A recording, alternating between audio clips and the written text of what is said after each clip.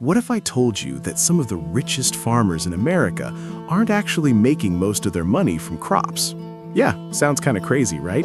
Because when people picture farming, they imagine waking up before sunrise, working all day in the heat, hoping the harvest sells for a decent price. That's the classic image. But here's the twist. What if the real money isn't coming from the crops at all? What if it's coming from 5 quiet income streams hiding right inside the farm? Streams most people never even notice. Let me paint you a picture. Imagine a small farmer somewhere in the Midwest. Nothing fancy, a few acres of land, an old pickup truck, maybe a red barn that's seen better days. From the outside, it looks like a regular farm. But somehow, year after year, his bank account keeps growing. His neighbors notice. They start asking questions. Hey man, what's your secret? Because it doesn't look like he's growing anything special. Same corn, same soil, same weather as everyone else. So how is he pulling it off? Well, the answer might surprise you, because smart farmers today aren't relying on just one income stream anymore. They're stacking several small ones together like building blocks, and suddenly that small farm starts turning into a serious money machine. Let's start with the first one, something called micro-leasing. Now this is interesting. Instead of using every inch of land themselves, some farmers lease tiny sections of their property to other people, like urban beekeepers, herb growers, or specialty crop farmers. These folks don't need big land, just a small corner, a place to set up beehives or grow high-value herbs. And guess what? They're happy to pay monthly for that space. That means the farmer is earning money from land that might have been sitting unused anyway. Pretty smart, right?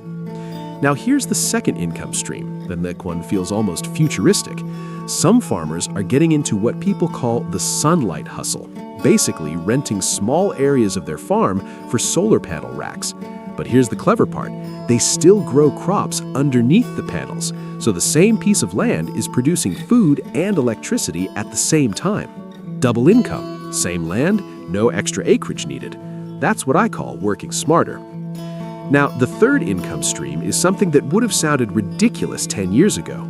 Digital farm experiences. Yep, you heard that right. Farmers are turning everyday farm life into online content. Virtual farm tours, behind-the-scenes videos, live streams from the barn. And city people absolutely love it.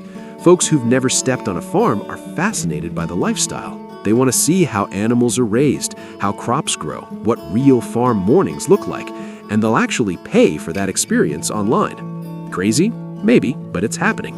And some farmers are building entire communities around their farm stories. Now let's talk about the fourth one, the farm scrap economy. Every farm has it. Old wood, rusty tools, broken pallets, stuff that looks like junk. But creative farmers are turning that junk into rustic decor. Tables, shelves, wall pieces, all that farmhouse style people love decorating their homes with, especially in the city. Suddenly, that pile of scrap wood behind the barn isn't trash anymore. It's inventory. It's products that can be sold online. And finally, the fifth income stream, and honestly, this one might surprise you the most, soil intelligence. Believe it or not, the dirt on a farm holds valuable information, nutrients, composition, growth patterns. Ag tech companies and research groups need that data to develop better farming technology. So some farmers are partnering with researchers and startups, providing soil samples and data in exchange for payments or partnerships. In other words, their soil becomes data, and that data becomes income. Wild world we're living in, right? But here's the real lesson in all of this. The farmers who build real wealth today aren't always the ones with the biggest farms. They're the ones who think differently about what their farm can produce. Not just crops, opportunities.